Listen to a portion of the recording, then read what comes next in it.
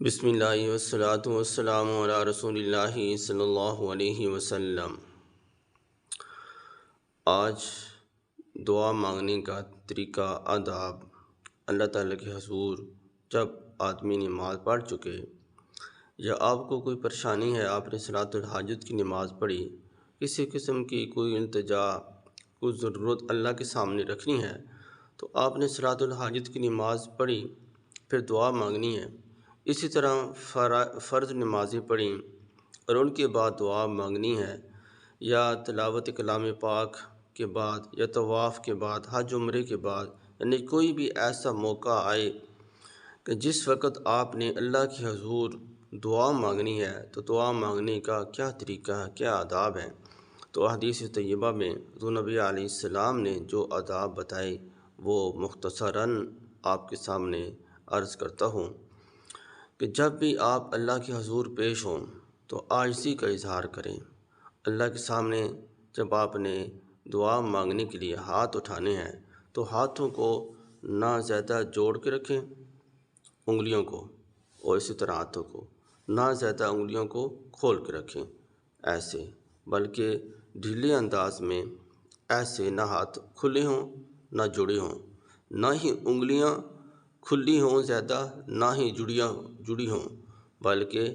اپنے انداز سے، ڈھیلے سے انداز سے سینے کے سامنے ہاتھ رکھنے ہیں، نہ بہت زیادہ اوپر اٹھانے ہیں اور نہ نیچے رکھنے ہیں، نہ ہاتھوں کے ساتھ ایسے ایسے کھیلنا ہے۔ یہ آپ تو اللہ کے سامنے دعا مانگ رہے ہیں اور ساتھ ساتھ ایسے ایسے کھیل رہے ہیں، ایسے ایسے بھی نہیں کرنا، نہ ادھر ادھر دیکھنا ہے، بلکہ دھیان سے غور کے ساتھ اللہ کے سامنے جب آپ پیش ہوں گے، اللہ کے سامنے آپ نے اپنی عرضی رکھنی ہے، درخواست رکھنی ہے، تو دھیان سارا دعا میں ہو اور اللہ سے امید رکھیں، پکی یقین اور امید ہو، اور یہ گمان رکھیں کہ اللہ تعالیٰ میری دعا قبول کریں گے اور میرا کام ہو جائے گا۔ اس اعتماد اور یقین کے ساتھ، دھیان کے ساتھ اللہ سے دعا مانگنی ہے۔ جب آپ دنیا کے کسی آدمی کے پاس کسی دفتر میں جاتے ہیں تو بڑی اس کی محنت سے ماجد کرتی ہیں، اس کے دفتر کے، اس آدمی کے جتنے بھی قاعدے کلیے، قواعد، آداب، سب کچھ ہوتے ہیں، جو کچھ بھی ہوتا ہے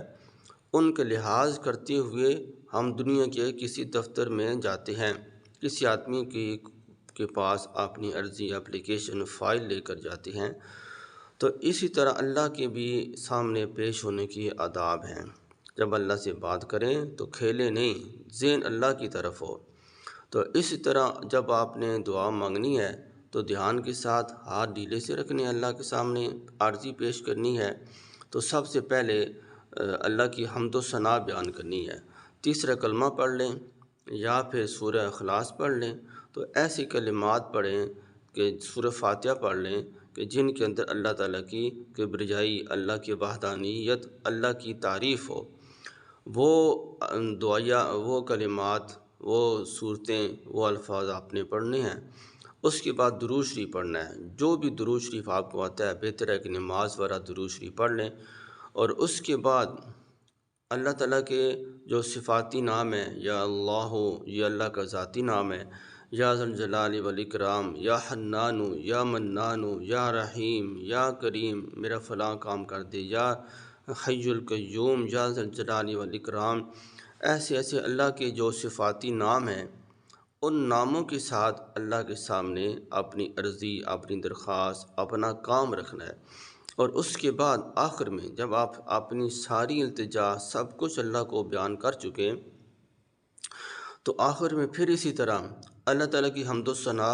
سورہ اخلاص پڑھیں، تیسرا کلمہ پڑھ لیں، سورہ فاتحہ پڑھ لیں، پھر آخر میں درود شریف پڑھنا ہے، اور آخر میں صلی اللہ تعالیٰ علی خیر خلقہ محمد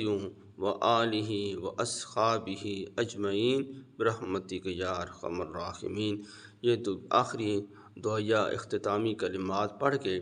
آپ نے ہاتھوں کو آپ کے منہ پر ایسے پھیر لینا ہے، اور اس کے بعد پھر اللہ سے پکی ٹھکی امید رکھنی ہے کہ اللہ نے میری دعا کو قبول کر لیا ہے۔ اس طرح یقین اور اعتماد کے ساتھ اللہ سے ہم کلام ہونا ہے، اللہ سے باتیں کرنی ہے، اور جب بھی دعا کریں ذہن آپ کا، دھیان آپ کا دعا میں ہو، دعا کہ اللہ تعالیٰ توفیق عمل نصیب